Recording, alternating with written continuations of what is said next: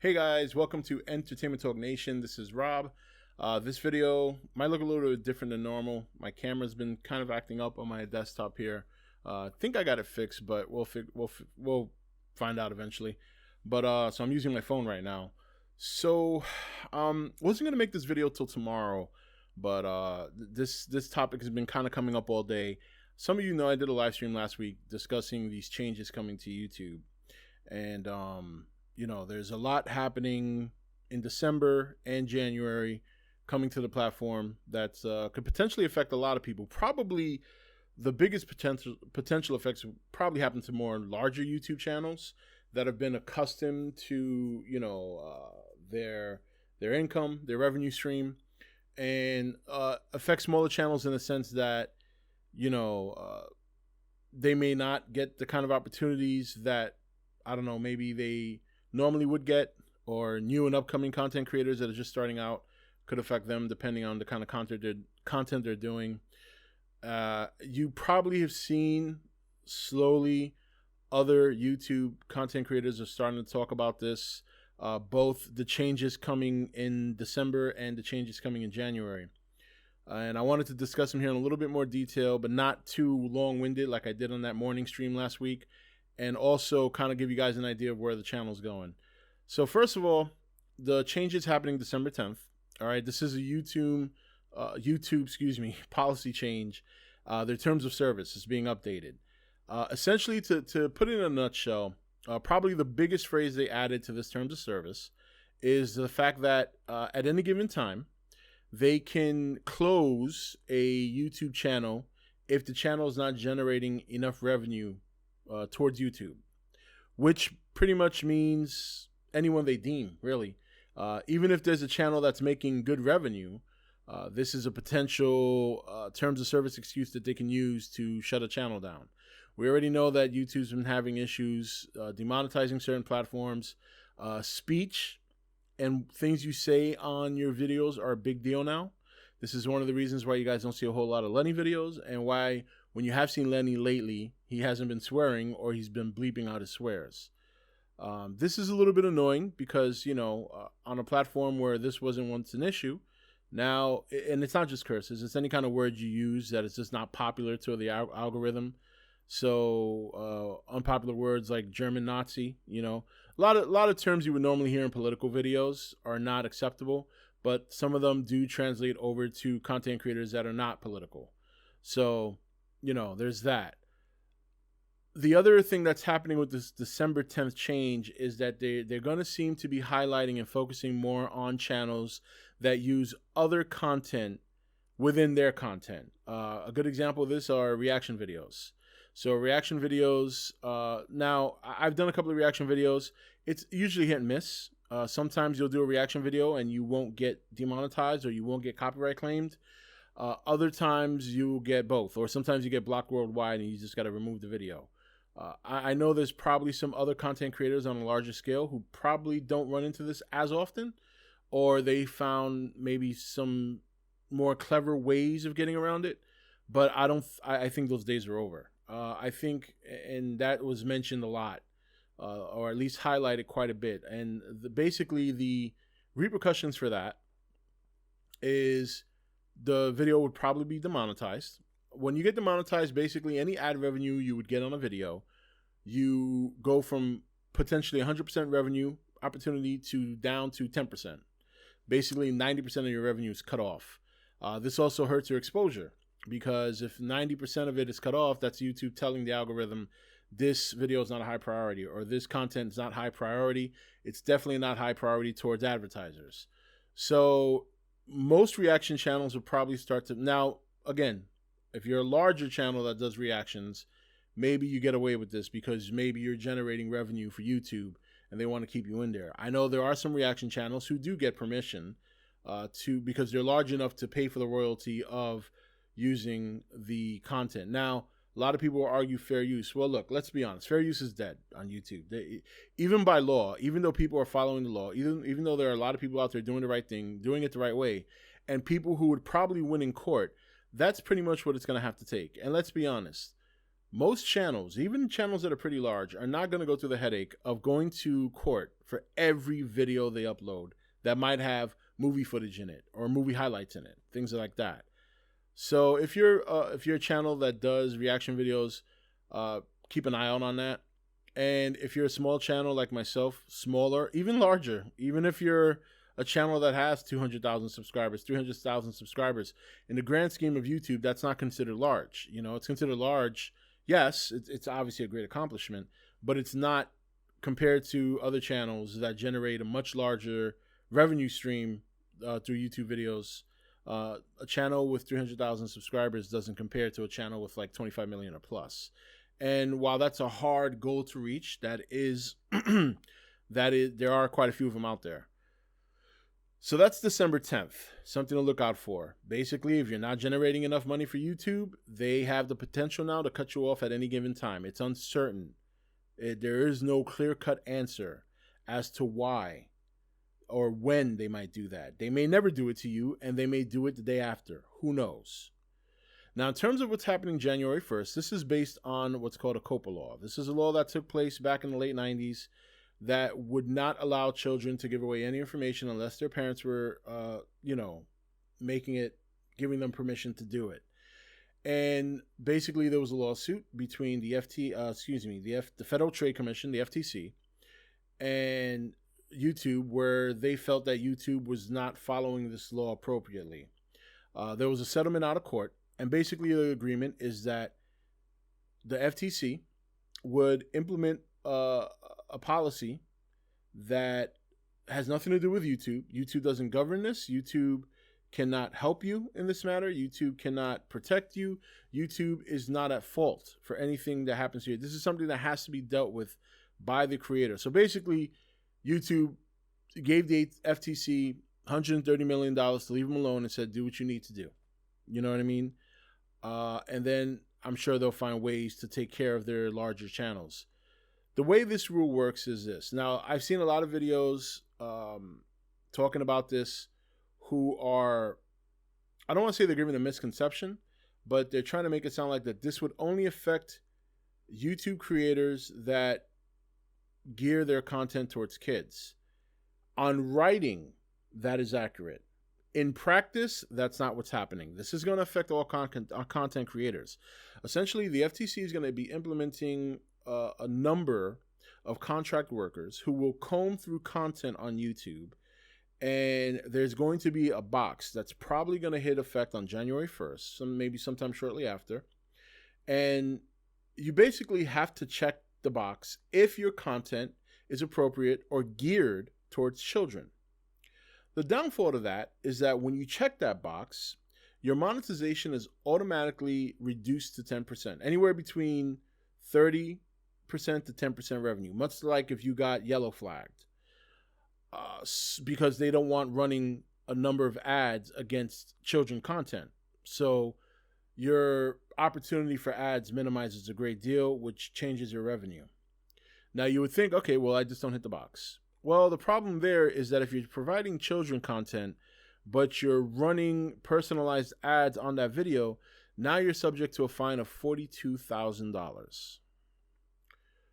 Now, the reason this is possibly going to, well, it's definitely going to affect everybody to some extent, is because they didn't specify that it's geared only towards kid content creators, because how can you really specify that?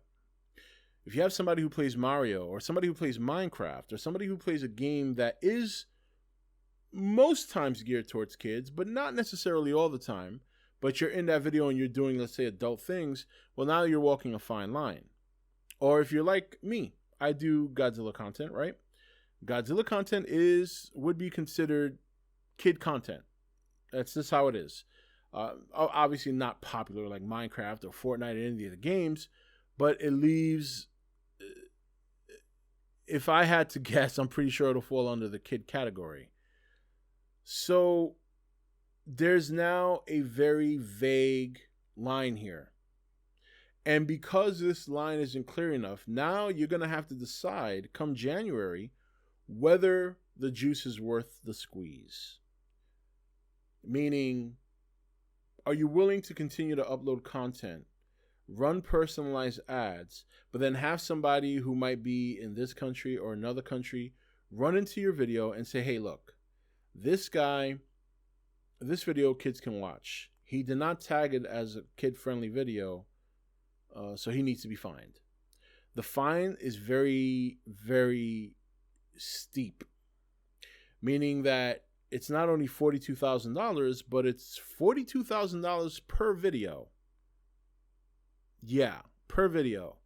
So that's a gamble.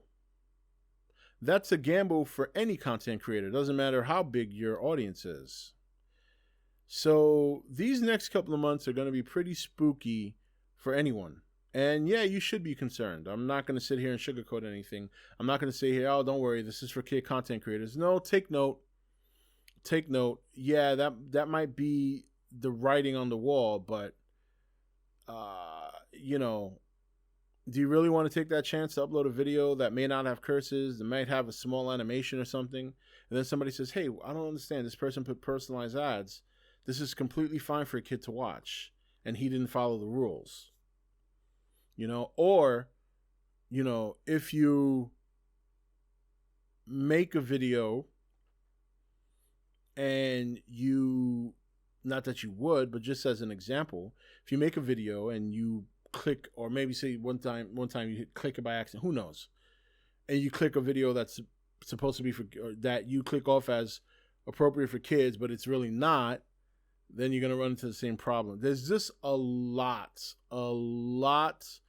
of gridlock coming for content creators.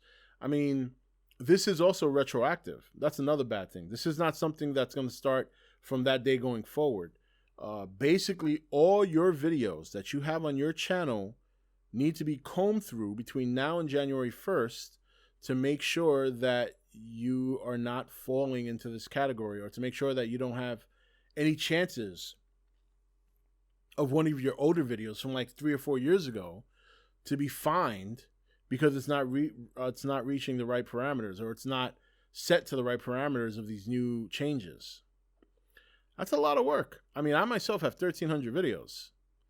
I'm not realistically, even if I started tomorrow, going to have time to comb through each and every video I have to make sure that it's going to be following the guidelines. And then on top of that, even if I think it does, it still may not, because it's not my call. It's somebody else's call who has no idea of the history or the context of my channel. They're just going by these new rules that are being implemented, which again are very vague. And that's the problem. They're very vague.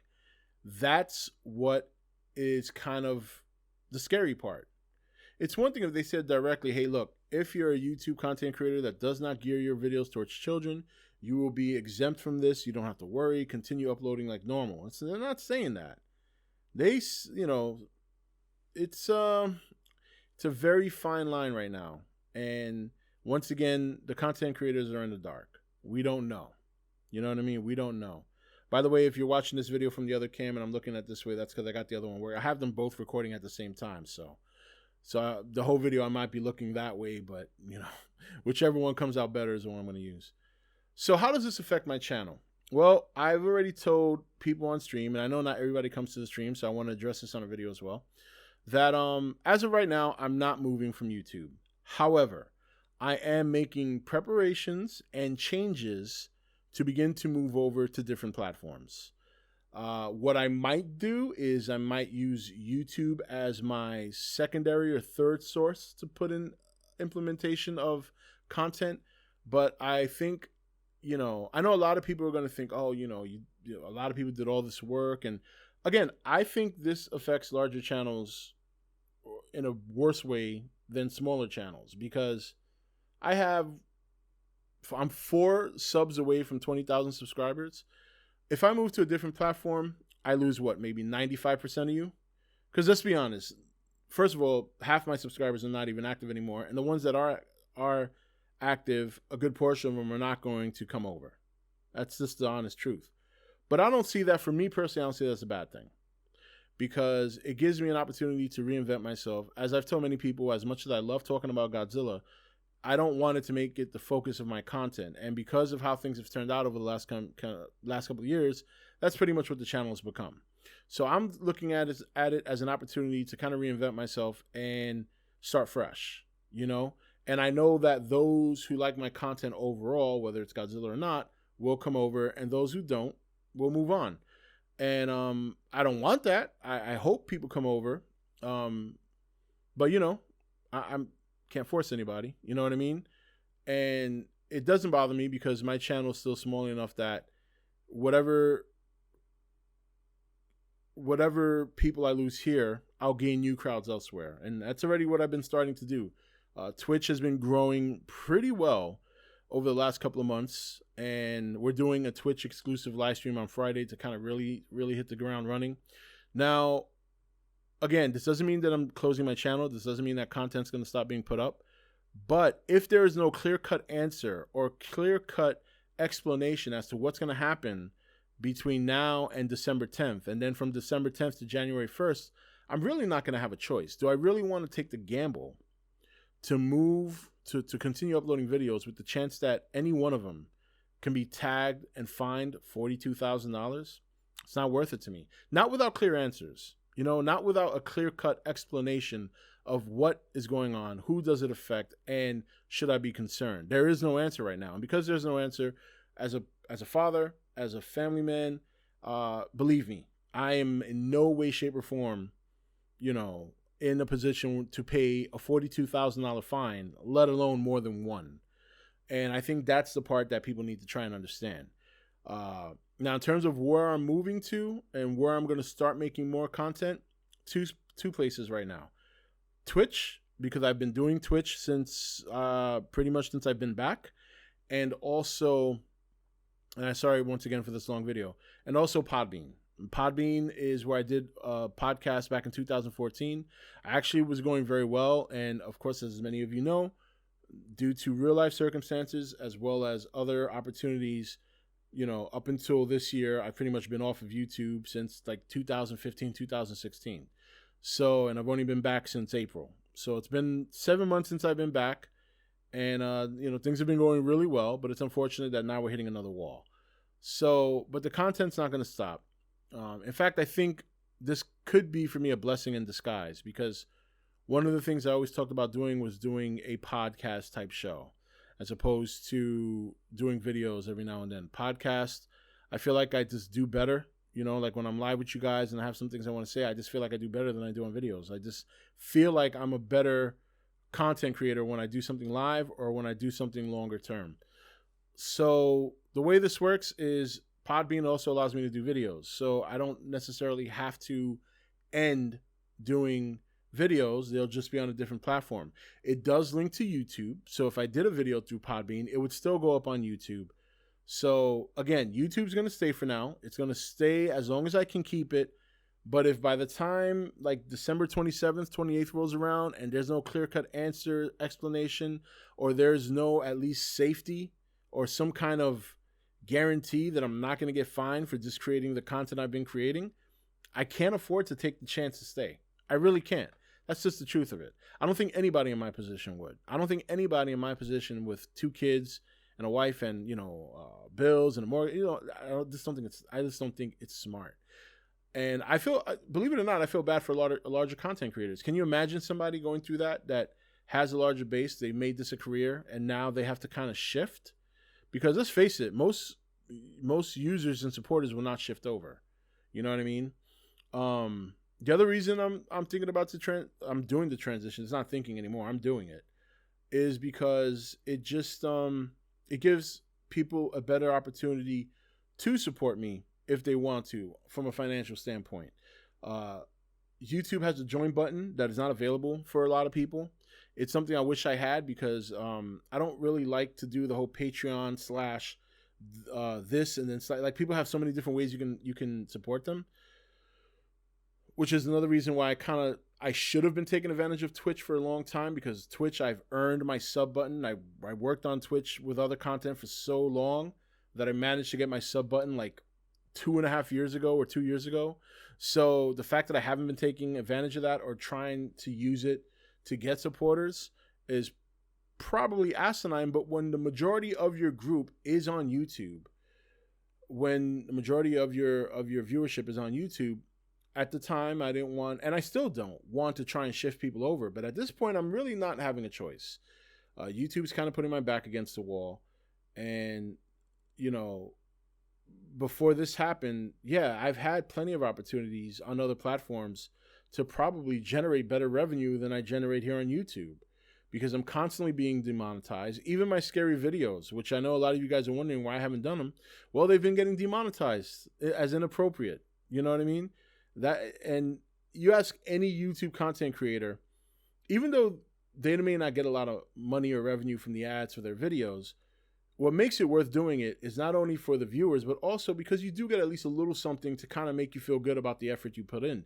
But when you put in that effort, hours and hours of editing, and some of you have seen my edit bars on my live stream when I kind of try and show you an example of just how time consuming something can take, no matter how simple the video looks, you can see it's time consuming. So if you do an edit for a video that's maybe 6, 7, 8 minutes long and you're putting a couple of hours of work into it, yeah, it's nice to get back $10 here or $5 there just to kind of make it feel good, because not only are you getting the reaction from your viewers, but you're getting that small compensation, and it makes it worth it. But I don't think anyone in their right mind would want to put in hours and hours of work and not getting anything out of it. You know what I mean? That's just the truth. And, you know, yeah, that's what it comes down to. And if everything I'm going to put up now is going to get demonetized or have a chance of getting, you know, fined $42,000 because I say the F word, or because I don't click the button that this is for kids when I know it's not, even though I'm talking about Godzilla, where is the value for me? You know what I mean? Where's the value for you guys? If I'm going to start making videos in such a way, they're going to be so generic because I got to follow a rule book. They're not going to be the same regardless. So just keep in mind, and I want to tell you this. This is YouTube, the FTC, putting pressure on you, the user, to support your content creators instead of them having to do it. And either way, that's kind of where it's been going anyway. But to really kind of shift it in such a way like this and to do it really quickly is basically, put it this way, guys. If you have content creators you really like, it does, you know, if it's not me, that's fine. If it's other people, go and support them, because I'm going to tell you right now, they're going to need it. You know, a lot of times it doesn't take much. You know, some people have a Patreon. You just commit $1 a month. That's, most of us shit on $1. You know, most content creators might have a join button on YouTube. You know, there's different tiers. I think the smallest is like $4.99 a month or more. $5. Most of us shit on $5. Let's be honest. And then if you don't want to commit that kind of a monthly commitment to anyone, you see them doing a live stream, jump on a live stream, drop them a couple of bucks just to show your support. That's all it really takes. You know, I've always told people, you know, because I've had some very generous people come on my live streams and drop an enormous amount of money at one time. And while that's a fantastic feeling, and God bless them for that generosity, I'd rather have 100 people in my live stream drop $1 than one person in the live stream drop $200. You know, because that small donation, those small little donations you guys might give to your content creators, of ones you love, they'll go a long way. They go a long way. So, you know, if you have other content creators you like watching, go and support them, guys. You know, I know there's a lot of you guys out there that support me, and I appreciate that. And I hope that some of you come over to Podbean and come over to Twitch when the ball drops, and we can continue having fun together. But if not, go support other content creators, okay? You do not have to give an exorbitant amount of money. Just drop $1 in their live stream every now and then. Drop $1 a month to their Patreon or their join channel on YouTube, because they're not going to be making money doing these videos. They're not. That's just not happening anymore. And some of them are going to get cut off completely. So, you know, that's that. I know this is long-winded, 25 minutes. And I know it's kind of funny if you get this video feed and not this video feed, but I'm trying to cover my bases here to make sure that that this video gets recorded appropriately. So that's that. All right. We'll be streaming normal this week. Thursday will be simulcast on D Live here on YouTube. on Twitch and Mixer. Friday we will be exclusively on Twitch, as it's going to be a build-up stream. We're going to try and get people. I'm basically one step away from being a full partner on Twitch, and the only step remaining is to average 75 viewers on my streams on Twitch. So that's what I'm trying to aim for, because once you become a partner on Twitch, there's a lot of other benefits that come into it, and I'm trying to make sure that I can have someplace else to stream once this nightmare either starts or begins or whatever. And then Saturday will be a normal stream, so simulcasted. And again, this is just a one-time live stream on Twitch for now. That's exclusive to Twitch, but everything else going forward will still be multi-stream. And by Friday, these streams this week, I'll probably start promoting when the first few podcasts for Podbean are going to drop. My aim is to do a hype stream podcast Podbean launch on Saturday, November 30th, which is my birthday. And that's going to be very important to establish the early going of the podcast. So I'm hoping you guys come out and support me for that. Again, I'll give more information going forward on that stuff this week during the streams. So, hell of a week. And with all this, I'm still stressed out about my query letter, which is supposed to be I'm supposed to start sending them out Wednesday. All right, guys. I'm sorry for the long-winded video. I hope you guys can kind of understand what I was trying to do there, kind of explain to you guys what's going on. And also, there was other content creators I was talking to, and I saw, obviously, Omni viewers mention on Twitter wanting to know more information. I was talking to Preston all day.